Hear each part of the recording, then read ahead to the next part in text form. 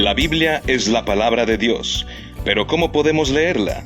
Acompáñanos en esta serie de estudios para descubrir las maravillas de la palabra de Dios en el curso Introducción a los Estudios Bíblicos que el Instituto World Serve trae hasta ti, con el Dr. Jorge Salazar.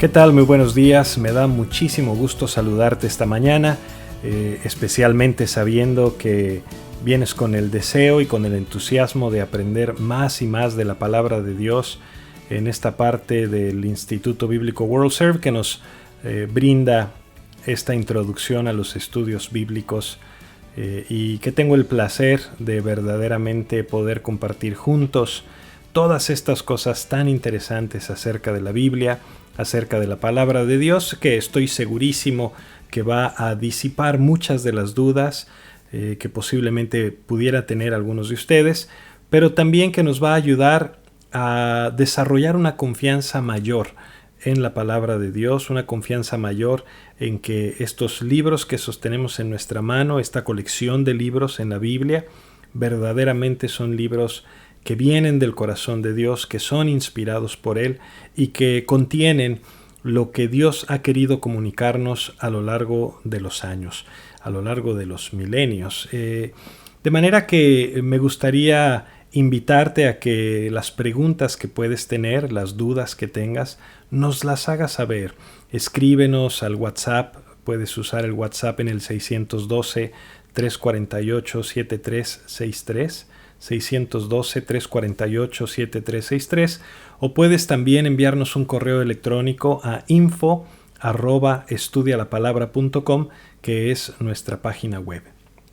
La semana pasada estuvimos platicando un poquito acerca de las traducciones, estuvimos platicando un poco acerca de por qué le llamamos Antiguo Testamento, Nuevo Testamento, cubrimos bastantes temas muy interesantes acerca de la Biblia, pero hoy quiero platicarte un poquito más acerca de cómo es que la Biblia llegó a ser el libro que tú y yo sostenemos en nuestras manos al que tenemos acceso en nuestro idioma en tantas y tantas librerías y en tantas iglesias.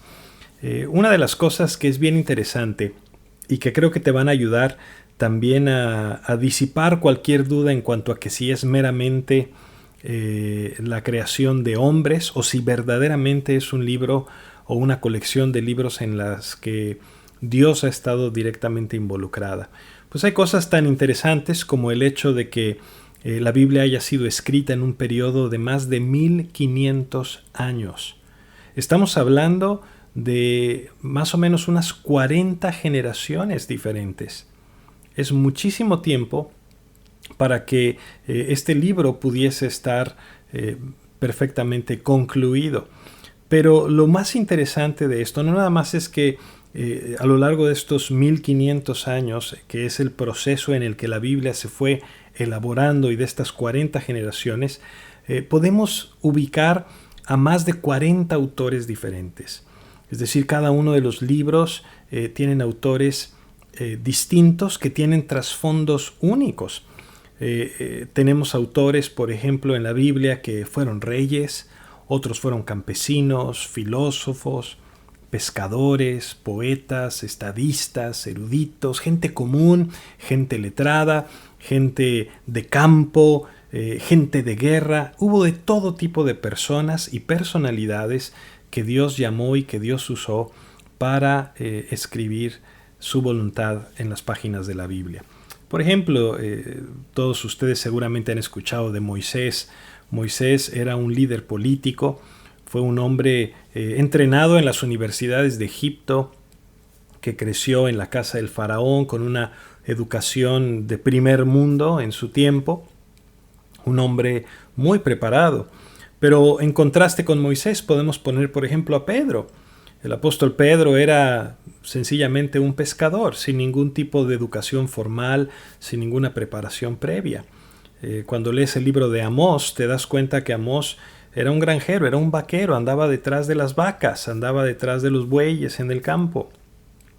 Josué, por ejemplo, Él fue un general militar y como general militar también registró precisamente las campañas militares en su libro, pero Dios le usó de maneras muy, muy especiales a Josué. Nehemías fue copero del rey, por ejemplo. Daniel fue un gran líder político. Lucas era un médico. David y Salomón eran reyes. Mateo, el recolector de impuestos. Pablo era, por ejemplo, un rabino judío. Es decir, todos estos hombres venían de trasfondos muy distintos, con educaciones muy diversas. Y no nada más eso, sino que no nada más fue escrita la Biblia por hombres tan diversos y con trasfondos tan distintos, sino que fue escrita en diferentes lugares.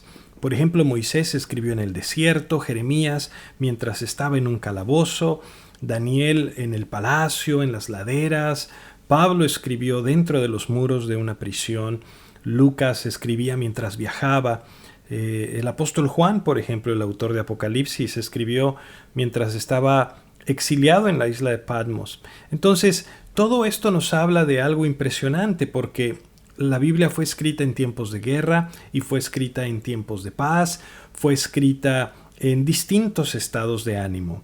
Hay porciones que nos llevan hasta las alturas del gozo, la alegría, la contemplación, mientras que otras partes nos llevan a la profundidad de la desesperación, del clamor de ayuda, de la búsqueda de Dios. Fue escrita en 3 continentes distintos, en Asia, en África, en Europa, y no nada más eso, sino que además fue escrita en 3 lenguajes diferentes. Hebreo era el idioma de la mayor parte del Antiguo Testamento y era el idioma que hablaba la nación del pacto, el pueblo de Israel. Arameo, que es otra de las lenguas en las que se escribieron algunas secciones del Antiguo Testamento, fue el idioma común en el Medio Oriente desde el siglo VI hasta el siglo IV antes de Cristo. Es decir, el tiempo poco antes del tiempo de Alejandro Magno, Alejandro el Grande. Y las secciones en arameo que vas a encontrar en el Antiguo Testamento pues incluyen partes como Segunda de Reyes 18:26 o Isaías 36:11, algunas porciones de Daniel, de Esdras, etc. Y el griego es el tercer idioma que vemos en las Escrituras y es el idioma del Nuevo Testamento.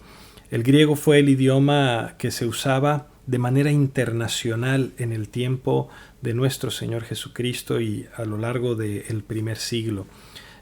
Fue escrita la palabra de Dios, por supuesto que bajo la dirección, bajo la inspiración del Espíritu Santo.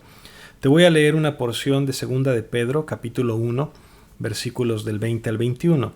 Fíjate lo que escribe el apóstol Pedro. Dice, entendiendo primero esto, que ninguna profecía de la Escritura es de interpretación privada, porque nunca la profecía fue traída por voluntad humana, sino que los santos hombres de Dios hablaron siendo inspirados por el Espíritu Santo.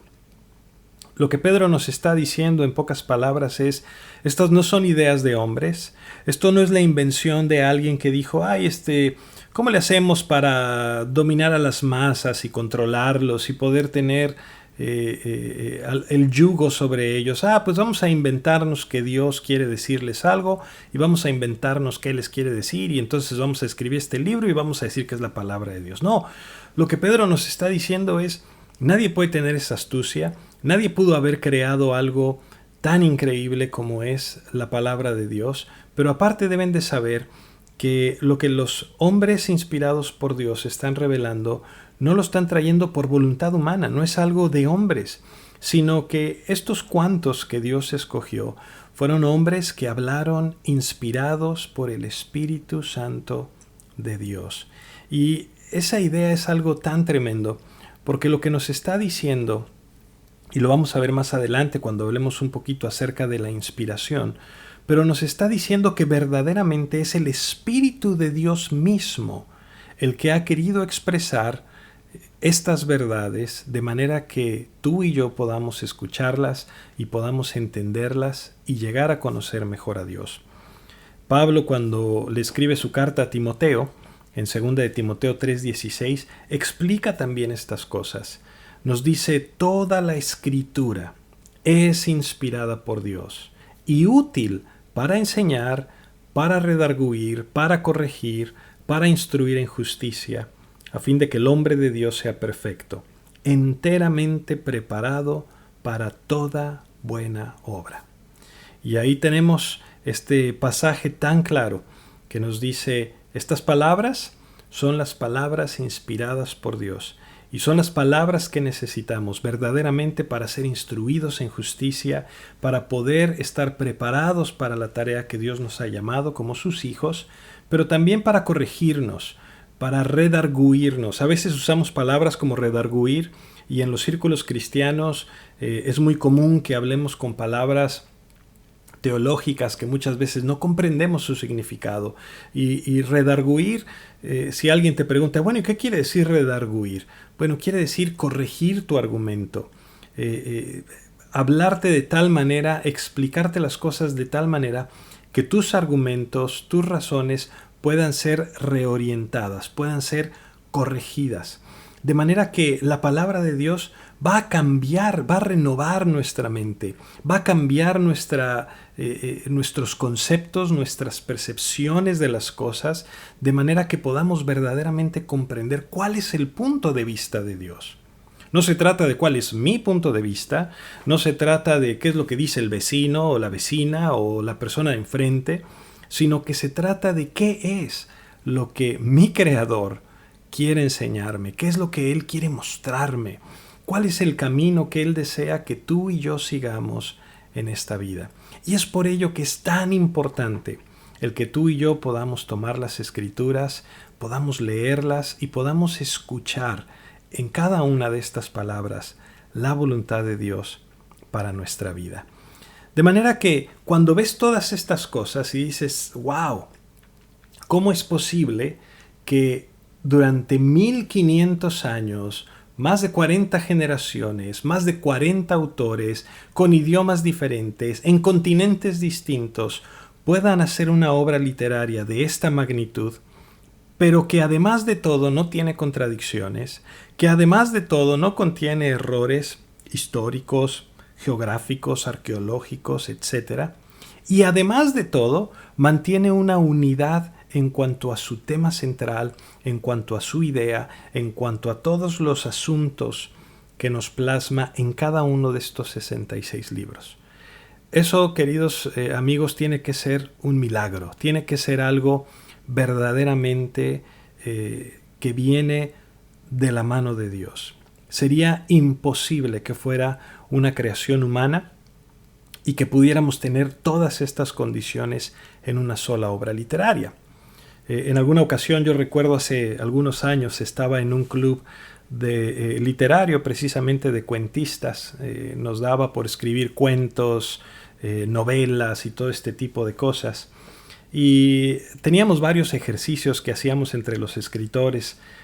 Uno de ellos era entre todos hacer una parte de la historia o algunos capítulos de la historia y después unir los capítulos para tener una historia interesante. Y curiosamente, aunque nos pusiéramos de acuerdo en la sala, todos estos autores, y dijéramos, bueno, vamos a escribir, esta va a ser el corazón de la trama, así empieza, este es el desenlace, estas son las características, ahora cada quien escriba su capítulo, resultaba imposible verdaderamente tener una novela o una historia sin contradicciones, sin problemas. ¿Por qué? Porque aún en un mismo lugar, todos puestos de acuerdo con la trama y todo lo demás, cada quien tendría ideas distintas, cada quien tendría experiencias diferentes, cada quien querría poner ciertos matices que la otra persona a lo mejor decidió dárselos a un personaje distinto al que uno se los estaba dando, y la cosa era un desastre. Divertidísimo, eso que ni qué, y aprendimos mucho de literatura también, pero no había uniformidad, no había unidad y no había lo que vemos en la palabra de Dios, que aunque son diferentes autores humanos, en realidad el autor divino es uno solo. Y en realidad la historia de lo que vemos en la palabra de Dios es una sola, es una constante desde el principio hasta el fin. Desde el Génesis de Moisés hasta el Apocalipsis de Juan, vemos una línea clara de qué es lo que Dios ha querido comunicarnos y cómo es que Él empieza a mostrarnos el diseño que tiene para la humanidad, el plan de redención que tiene para cada uno de nosotros y cómo es que Él ha decidido llevarlo a cabo desde el principio de los tiempos hasta el final de los tiempos. De manera que vamos a aprender muchísimas cosas acerca de la palabra de Dios y precisamente, regresando del corte, quiero hablarte un poquito acerca de qué se trata la Biblia.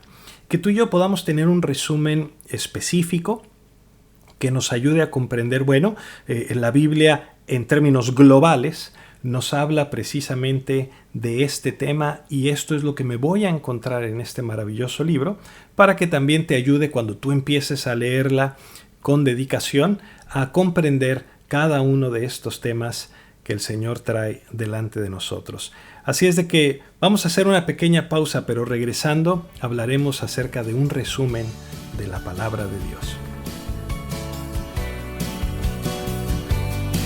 Hay mucho más que decir acerca de esto. No te vayas. Regresamos.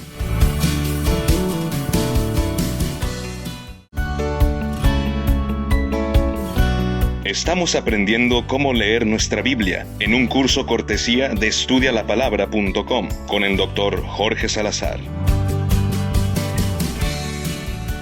Qué bueno que sigas con nosotros en esta transmisión acerca de la palabra de Dios.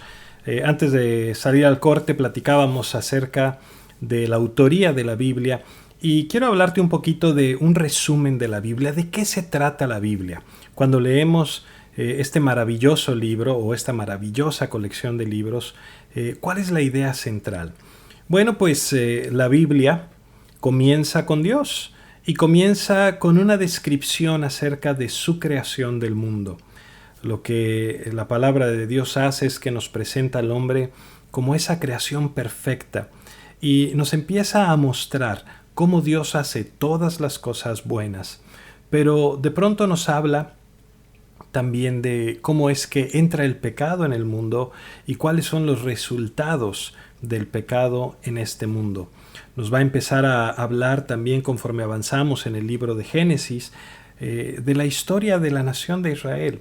Empieza con las promesas de Dios para Abraham, y estamos hablando más o menos del año 2000 antes de Cristo, y luego de que se encuentra como esclavos en Egipto, la nación de Israel, Dios usa a Moisés como el libertador. Estamos hablando por ahí del año 1530 antes de Cristo, y usa a este hombre para libertarlos y para llevarlos al desierto del Sinaí, en donde ellos reciben por primera vez la ley de Dios. De acuerdo a su promesa, Dios empieza a dirigir a esta nación hacia la tierra de Canaán y es conquistada bajo el liderazgo de Josué. Más adelante la nación va a ser solidificada y se va a establecer bajo el trono de Saúl allá por el año del 1040 a.C. Luego vendría David en el año 1011 más o menos y Salomón en el año 970 a.C. Como resultado del pecado continuo de la nación, Israel se divide en dos reinos. La nación entra en una tremenda lucha interna y finalmente quedan dos reinos, el reino de Israel al norte del país y el reino de Judá. Más tarde Israel sería destruido por los asirios y vendrían a acabar con ellos en el año 722 a.C. y el reino del sur, el reino conocido como Judá, sería conquistado por Babilonia, con la primera deportación de israelitas a Babilonia en el 605 a.C. Luego sigue esta rebelión de la nación en contra de Dios y los babilonios dirigen un par de incursiones más hasta Jerusalén, hasta que por fin destruyen la ciudad, queman el templo, destruyen todas las cosas y se los llevan cautivos a Babilonia en el año 586. 70 años después de la primera deportación a Babilonia, Judá finalmente regresa de Babilonia. Y la historia de Israel en los siguientes años ya no está registrada en la Biblia, pero conforme las guerras se libraban y los reinos iban y venían, el pueblo judío se fue dispersando lentamente por todo el mundo, mientras que en otras naciones, a quienes conocían como los gentiles, pues eran quienes gobernaban los asuntos del mundo. Te estoy hablando de un periodo de más o menos 400 años, que conocemos como los 400 años de silencio, y les llamamos así porque a lo largo de estos 4 siglos no hay registro de estas cosas en las Escrituras. Cuando pasan estos 400 años, el Nuevo Testamento se abre. Cristo nace en Belén y vive su vida como un viaje hacia el Calvario, en el que va a morir en una cruz para convertirse en el Redentor de la humanidad. Luego de su muerte, luego de su resurrección, los discípulos forman la primera iglesia en Jerusalén. Estamos hablando por ahí del año 27 después de Cristo. Y esta iglesia se esparce rápidamente y esparce rápidamente el mensaje de la resurrección de Cristo, el mensaje de la redención. Viene Pablo, y cuando Pablo aparece en escena bajo su liderazgo, las iglesias se empiezan a establecer en muchas de las principales ciudades del mundo mediterráneo. Cuando lees el Nuevo Testamento vas a encontrar epístolas o cartas que fueron escritas a varias de las iglesias del mundo mediterráneo, y esas cartas de Pablo, de Pedro, de Santiago, de Juan, nos van a explicar el mensaje del Evangelio, pero más allá también nos van a hablar de las implicaciones que tiene el Evangelio en la vida del creyente. Es de estas cartas de las que obtenemos verdaderamente mucho de nuestro entendimiento en cuanto a los principios que deben gobernar la vida del creyente como persona, pero también que deben gobernar los asuntos de la iglesia. De manera que por medio de estas cartas y por medio de los escritos de los apóstoles empezamos a conocer cada vez más y mejor el diseño de Dios para la iglesia. Y conforme la Biblia llega al cierre, nos muestra el mundo al final de la historia de la humanidad. Y entonces llega al clímax con un vistazo al futuro, hablándonos del regreso de nuestro Señor Jesucristo, pero ya no en un pesebre, ya no pobre y humilde, sino su regreso como Rey de Reyes, su regreso como Señor de Señores. El libro termina con un vistazo al nuevo cielo, a la nueva tierra, y nos lo describe como ese lugar donde moramos eternamente con Dios, y es el lugar de morada eterna de Dios y de los hombres redimidos. De manera que esa es la historia que vamos a ver en la Biblia, y el tema central de la Biblia es el plan de Dios para la redención de los hombres caídos. Porque cuando empiezas a leer todas estas cosas, vas a ver que primero nos describe el trabajo creador de Dios y nos empieza a hablar de cómo es Dios, que es un Dios creativo, que es un Dios creador, que es un Dios amoroso, pero también nos presenta al hombre. El hombre fue creado sin pecado, el hombre fue creado bueno. Pero cuando llegas al capítulo 3 de Génesis, te das cuenta que tiene una respuesta trágica ante la tentación, y de ahí se empieza a preparar el escenario para la historia del deseo y del plan de Dios de traer al hombre de regreso a una comunión con Él. Porque el hombre, al rebelarse en contra de Dios, se convierte en enemigo de Dios. De manera que cuando tú lees Génesis 3:9, podemos ver el llamado de Dios al hombre, mientras el hombre está buscando esconderse de Dios tras su pecado, mientras está buscando huir lo más lejos que pueda de la presencia de Dios. Génesis 3:9 nos dice que Dios llamó al hombre y le dijo: ¿en dónde estás? Y es una palabra de búsqueda, es una palabra de deseo de reconciliarse con nosotros, o reconciliarnos con Él más bien. El resto de la Biblia es la historia del amoroso plan de Dios, de traer al hombre de regreso a una relación con Él, cuando Él viene y Él paga la pena de nuestro pecado por medio de la muerte y la resurrección de su Hijo Jesucristo. De modo que la Biblia no nada más nos es dada para que podamos entender estas cosas, sino que también nos es dada para advertir del castigo eterno en el infierno a todos aquellos que rechazan el amor de Dios y que insisten en seguir viviendo en rebeldía, dándole la espalda a la provisión de Dios para nuestros pecados. Por ello es que es tan importante que tú y yo podamos venir a la palabra de Dios y podamos conocer estas cosas, porque nos van a hablar verdaderamente de lo que Dios ha preparado para cada uno de nosotros. Cuando has escuchado estas cosas, es imposible no asombrarnos o estar agradecidos con el hecho de que nuestro Creador se haya tomado la molestia, se haya tomado el tiempo de verdaderamente buscarnos y verdaderamente ayudarnos a conocerle. Mira, una de las cosas que a mí me impresionan hasta lo más profundo de mi corazón es que el Creador no tenía la necesidad de buscarnos, no tenía la necesidad de reconciliarnos con Él y mucho menos de venir a hacerse hombre y pagar el precio de nuestros pecados en su propio cuerpo, en su propia carne. Y sin embargo su amor es tan grande, su misericordia es tal, que dice, yo quiero venir y quiero mostrarte, en primer lugar, quiero que sepas quién soy. Quiero que me conozcas. Quiero que aprendas a conocerme, a conocer mi carácter, a saber qué pienso, cómo soy, qué deseo, qué busco.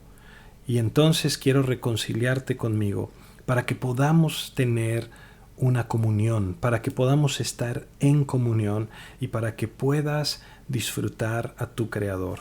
Eso es algo maravilloso. Si eso no es razón suficiente para que tú y yo podamos leer y estudiar la Biblia, déjame darte 3 razones importantes para que estudies la Biblia. Y si tú eres cristiano, si tú le has entregado tu corazón al Señor y le has dado tu vida y le has dicho, Señor, ahora quiero vivir para ti, quiero conocerte más, quiero rendirme delante de ti porque quiero estar reconciliado contigo, ya no quiero ser tu enemigo, ya no quiero estar caminando en tu contra, ya no quiero hacer mi soberana voluntad, sino que quiero verdaderamente tener esa comunión maravillosa con mi Hacedor. Si tú eres un creyente, si tú eres un cristiano así, hay varias razones por las que tienes que estudiar la Biblia. La primera, porque es esencial para el crecimiento. Muchas veces llegamos a conocer al Señor, vamos a la iglesia, le entregamos nuestra vida a Cristo y decimos, bueno, ya soy creyente, ya tengo mi boleto al cielo, ¿qué más necesito? No, necesitas crecer, necesitas madurar, necesitas conocer mejor a Dios.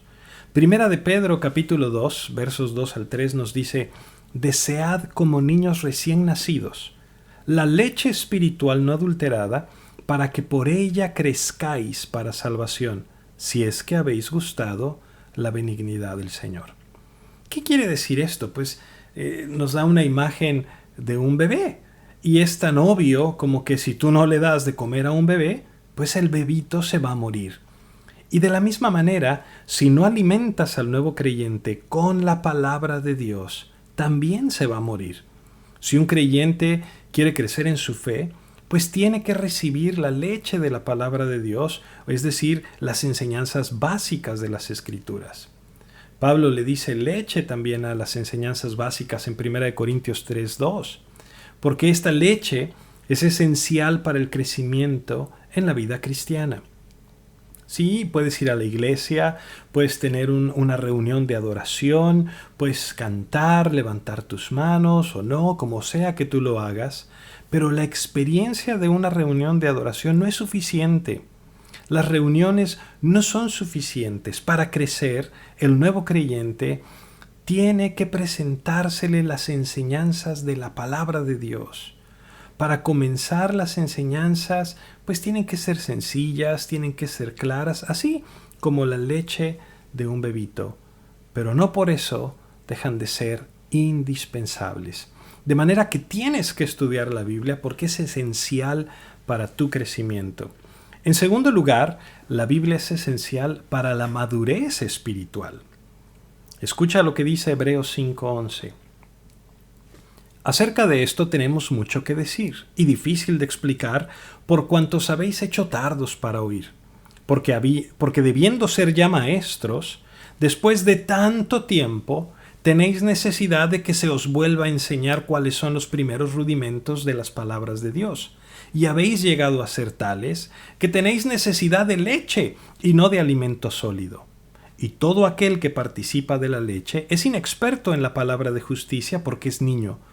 Pero el alimento sólido es para los que han alcanzado madurez, para los que por el uso tienen los sentidos ejercitados en el discernimiento del bien y del mal.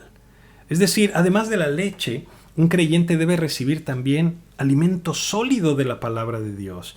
Para pasar la etapa de bebé hacia la madurez, el creyente tiene que pasar de la leche a la enseñanza sólida de la Biblia. Nuevamente, sin ese alimento, el creyente no va a poder crecer hacia la madurez espiritual. ¿Y cuál es el resultado de la madurez espiritual? Bueno, pues que vamos a poder tomar buenas decisiones acerca de lo que está bien y acerca de lo que está mal.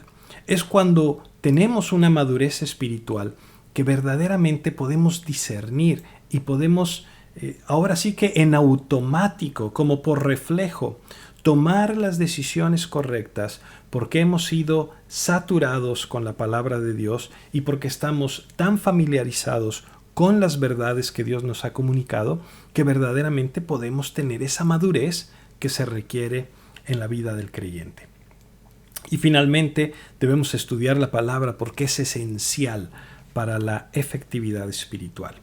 Escucha 2 de Timoteo 3:16. Toda escritura es inspirada por Dios y útil para enseñar, para redarguir, para corregir, para instruir en justicia, a fin de que el hombre de Dios sea perfecto, enteramente preparado para toda buena obra. La madurez espiritual que viene de la palabra de Dios hacia una vida de ministerio, como creyentes, pasamos de ser aquellos a quienes se les enseña a ser aquellos que enseñan a otros. Y para poder ser eficaces en ese ministerio, tienes que continuar en la palabra de Dios. Escúchame, por favor. La Biblia es el único material que se debe enseñar a otros creyentes. Esta palabra es lo que hará que nuestro ministerio sea efectivo. No se trata de programas, no se trata de planes, no se trata de grandes estudios psicológicos, de test, de personalidad, no se trata absolutamente de nada de esto. Si como creyentes hemos de ser eficaces en el ministerio al que Dios nos ha llamado, el único material que debemos enseñar es la palabra de Dios, porque eso es lo que verdaderamente tiene el poder de Dios para transformarnos como seres humanos. Cuando regresemos del corte, tendremos la conclusión de este interesante tema. Quédate con nosotros.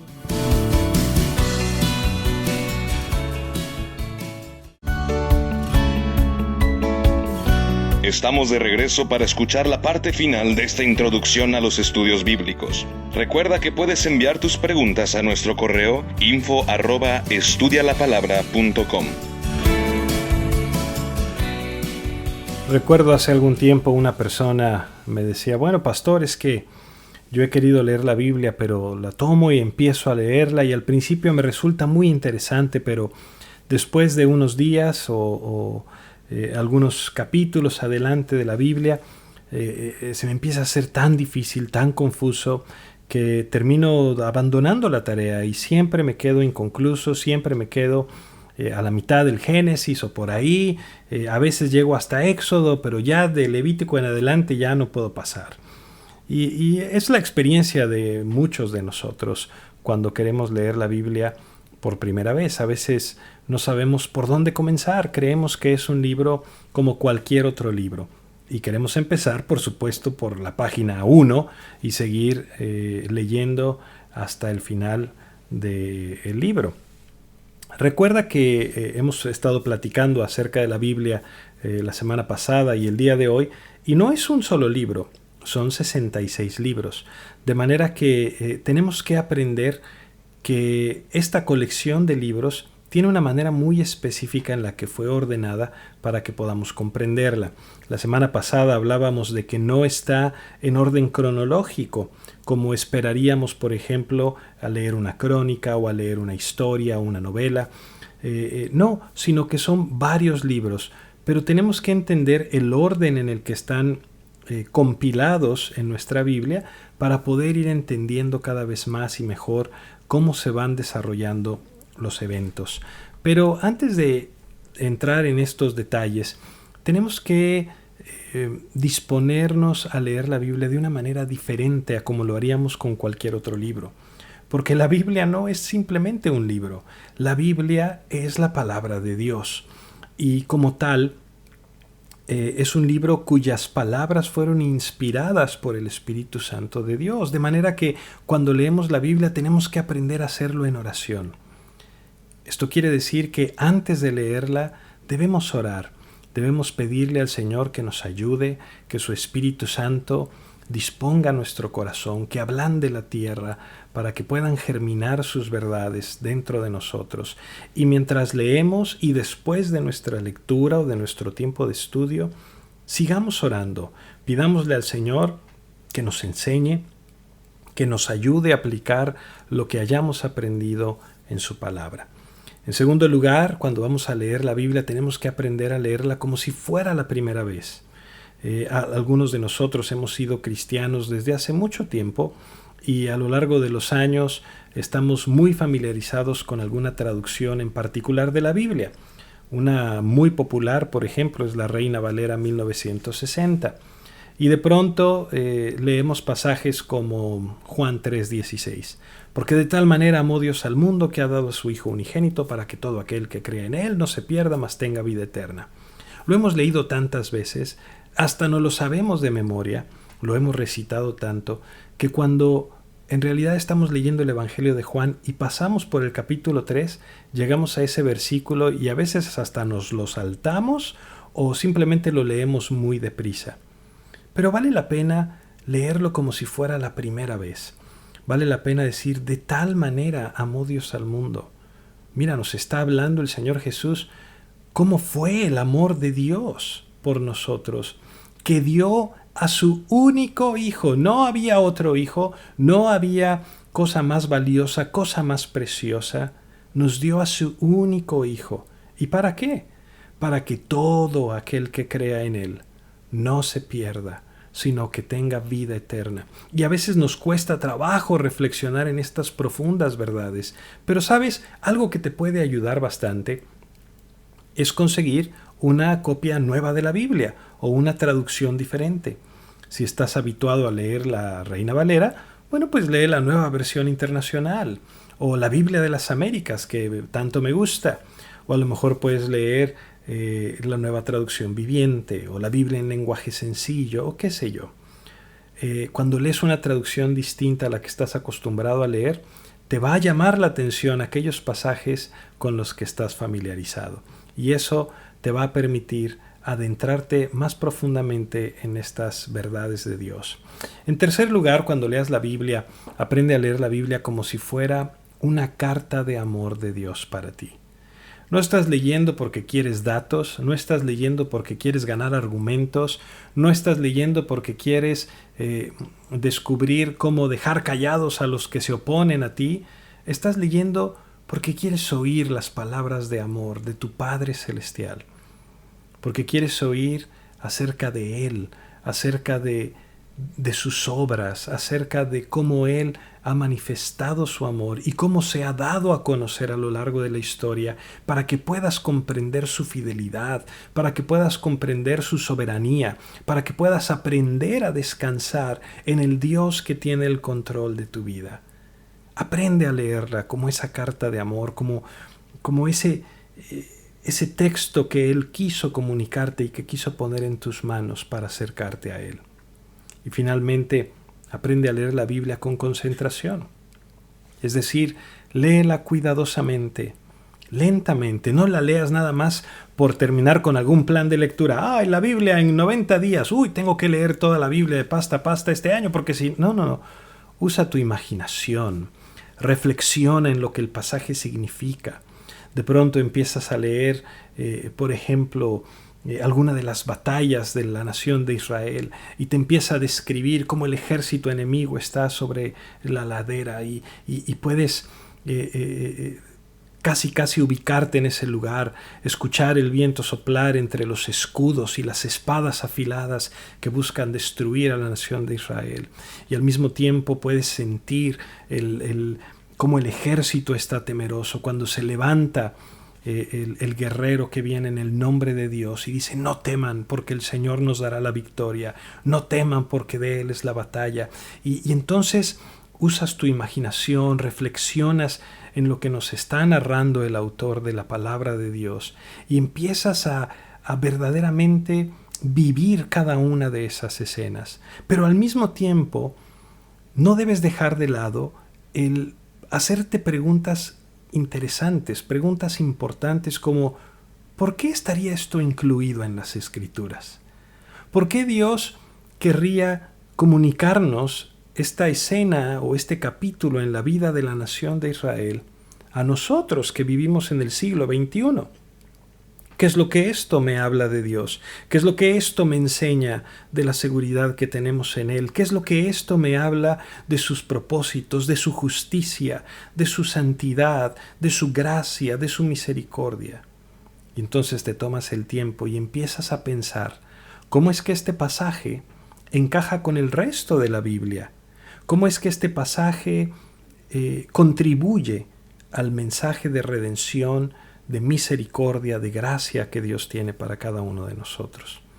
En ese sentido, cuando leas tu Biblia, acércate a una libreta, toma papel y lápiz, toma notas, averigua todas las preguntas que tienes. De pronto estás leyendo algo y te empieza a decir: no, es que la concupiscencia de sus corazones. Y dices tú: caray, ¿qué quiere decir eso? ¿Concupiqué? ¿Con qué se come? Entonces tomas tu libreta y anotas concupiscencia, investigar qué es eso. A veces puedes dejar a un lado la lectura y simplemente en tu celular meterte a Google y ver, a ver, concupiscencia, ¿qué es esto? Ah, ok, ya entendí. O si tienes algunos recursos como concordancias o diccionarios bíblicos y todo este tipo de cosas que están a nuestro alcance en la actualidad, puedes darte una mejor idea que te ayude a comprender cada vez más y mejor la palabra de Dios. Pero déjame decirte algo más. Aprende a leer tu Biblia para tu vida diaria. Pregúntale al Señor: Señor, ¿cómo es que lo que estoy leyendo en este pasaje, cómo lo puedo aplicar a mi vida? Y entonces permite que las verdades de Dios que aprendas se vuelvan parte de tu vida diaria. No la leas para alguien más, no la leas para tu comadre o para el compadre o para tu papá o tu mamá o qué sé yo. No, léela para ti, para tu propio crecimiento espiritual, para tu propio caminar con el Señor. Y verás cómo la palabra de Dios tiene un impacto mucho mayor en tu vida. Ahora, déjame decirte algo muy especial. Cuando estamos hablando acerca de la Biblia, la pregunta central que tenemos que responder es: ¿qué es lo que queremos decir cuando decimos que la Biblia es la palabra de Dios? Cuando decimos que este libro es de parte de Dios, ¿qué queremos decir con eso? ¿Qué es lo que lo hace diferente a cualquier otro libro? ¿Por qué habríamos de depender de este libro para responder a nuestras preguntas de vida o muerte? ¿Qué es lo que nos da el derecho a decir que este libro es el único libro o el libro central en el que debemos depender y al que debemos seguir en cuanto a las cosas espirituales y eternas? Alguien puede decirte: oye, hay otras religiones en el mundo. Hay grupos que piensan que también tienen libros. Hay grupos que piensan que el Corán es su Biblia. Hay quienes dicen: no, el libro que debe regir tu vida es el Popol Vuh. O qué sé yo, tantos libros que hay en tantas religiones del mundo. Pero para responder esa pregunta, ¿qué es lo que hace a este libro tan único, tan especial? ¿Qué es lo que nos da el derecho a decir que este libro es en el que debemos de depender para las cosas de la vida y de la espiritualidad? Son cosas básicas, pero son cosas esenciales y son cosas clave que debemos conocer acerca de la Biblia. Estas claves esenciales pues van a determinar cómo es que tú entiendes y qué es lo que tú crees acerca de la Biblia. La primera de ellas es la revelación de Dios. Y esto es algo muy importante, porque la revelación te habla del origen, te habla del otorgamiento de la verdad. Es decir, la revelación es esa actividad por medio de la que Dios descubre, por medio de la que Dios revela la verdad. Y hay dos tipos de revelación. En teología hablamos de la revelación general y hablamos de la revelación especial. La revelación general, a veces también, si te gusta leer libros de teología, vas a encontrar quienes le llaman revelación natural, y habla de cómo Dios se muestra, cómo Dios se revela a sí mismo en medio de la naturaleza. Romanos 1:18, te lo leo. Porque la ira de Dios se revela desde el cielo contra toda impiedad e injusticia de los hombres que detienen con injusticia la verdad. Porque lo que de Dios se conoce les es manifiesto, pues Dios se lo manifestó. Porque las cosas invisibles de Él, su eterno poder y deidad, se hacen claramente visibles desde la creación del mundo, siendo entendidas por medio de las cosas hechas, de modo que no tienen excusa. ¿Qué quiere decir esto? El conocimiento de Dios, de que Dios existe, de que Dios es real, su carácter, su ley moral, que viene de la creación a toda la humanidad, es lo que llamamos la revelación general.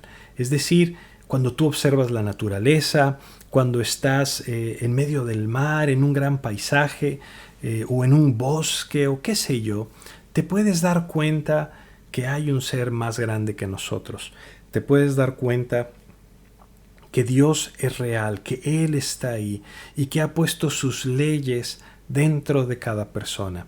Ese tipo de revelación es lo que llamamos revelación general. ¿Por qué? Porque todo el mundo, todo aquel que puede ver la naturaleza, que puede ver la creación, está viendo las huellas digitales del Creador por todas partes. Esa es revelación general. Nos muestra, nos habla de un Creador. Mira, en una ocasión, yo recuerdo esto muy vívidamente, estaba hace muchos años en una parada del camión con un termo de café grande porque iba a una reunión de oración que se iba a hacer en nuestra casa. Y en ese momento llega una mujer de la China y empezamos, ¿qué tal? Buenas tardes, empezamos a platicar, llegó el camión, nos subimos y me dice, ¿qué lleva usted ahí? Si no le importa que le pregunte. Y le digo, no me importa, al contrario, llevo un termo de café porque vamos a una reunión de oración en mi casa. Me dice, ¿una reunión de qué? Le digo, una reunión de oración. Me dice, ¿qué es eso de oración? Y le digo, bueno, oración es hablar con Dios.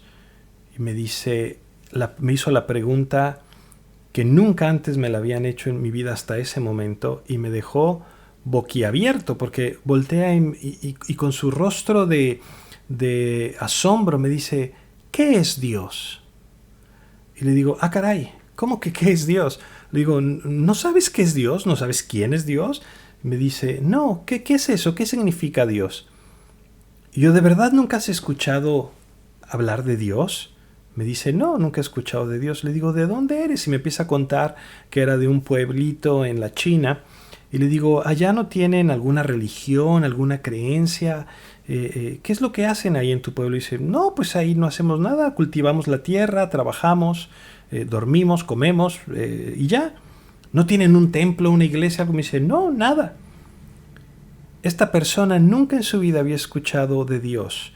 No había escuchado de ninguna iglesia, no había escuchado de ningún templo, no tenía un concepto de Dios. Y dije yo, caray, esto sí me lo puso difícil porque siempre que he hablado con alguien, por lo menos quienes somos de un trasfondo católico, tenemos un concepto de Dios. Pero ningún concepto de Dios, dije, esto sí está duro. Y me acordé precisamente de Romanos 1:18. Y le digo, bueno, cuando estás tú allá en tu pueblo, cuando estás cultivando la tierra o ahí en un lugar abierto, ¿alguna vez has tenido la sensación como que hay algo más grande que nosotros? Me dice, sí, todo el tiempo. No sé, como una energía, me decía ella, como una energía, como algo que nos cuida, algo mucho mayor. Y le digo, precisamente. Ese sentimiento que tú has tenido, ese ver que hay algo, que hay un creador, que hay alguien que tuvo que diseñar todo esto, ese es Dios. Y así es como Dios se muestra, así es como Dios nos revela que Él es, que Él existe. Pero para conocer específicamente cosas acerca de Él, acerca de su carácter, acerca de su ley moral, cosas precisas y brillantes, es necesaria la revelación especial. Y acerca de la revelación especial hablaremos la próxima semana, porque la Biblia es la revelación especial de Dios, porque nos muestra el carácter, su naturaleza, su obra. Y como es el libro de redención, nos cuenta la historia y nos da una invitación única, una invitación que va en contra de todo lo típicamente humano, una invitación que nos dice, ven a Dios, ríndete a Él, depende total y completamente de la obra de Cristo en la cruz. En lugar de ganarte por ti mismo tu salvación, tienes que tener una vida de fe, una vida de confianza en aquel que te dio la vida. Así llegamos al final de este capítulo en el curso Introducción a los Estudios Bíblicos. Cada semana podrás escuchar un capítulo más que te acercará a una mejor comprensión de las Escrituras. Recuerda visitar nuestra página web en estudialapalabra.com y enviarnos tus preguntas y comentarios. Que Dios te bendiga.